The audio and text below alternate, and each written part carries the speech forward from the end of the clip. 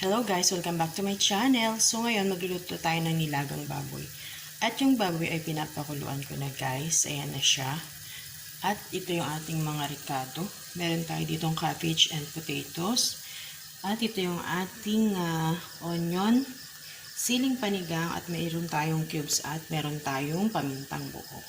So yan guys. And pakukuluan na lang muna natin yung ating baboy. Ayan.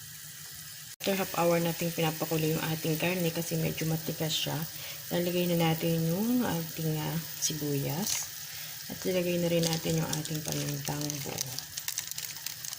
Yan. At ilagay ko na rin yung ating pork cubes. Para lumasa na siya guys. Ayan. At tuloy-tuloy pa rin yung pagpapakulo ng ating baboy hanggang ito ay lumambot bago natin ilagay yung ating mga gulay kasi yung gulay natin is madali lang naman siyang lumambot. So yun guys. Lumambot na yung ating karne at ilalagay ko naman yung ating patatas guys. At yung ating siling panigang. Yan.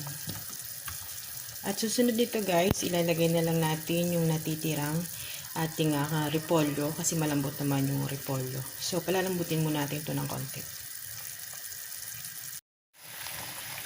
And ayan na guys, nilagay ko na yung ating repolyo. Ayan, medyo malambot na yung ating patatas. At ilagay ko na rin ito ng konting asin. Hintayin na lang natin lumambot yung ating repolyo and pwede na natin siyang ihain. So yan guys, luto na yung ating nilagang baboy. Thanks for watching guys. Bye bye and God bless all.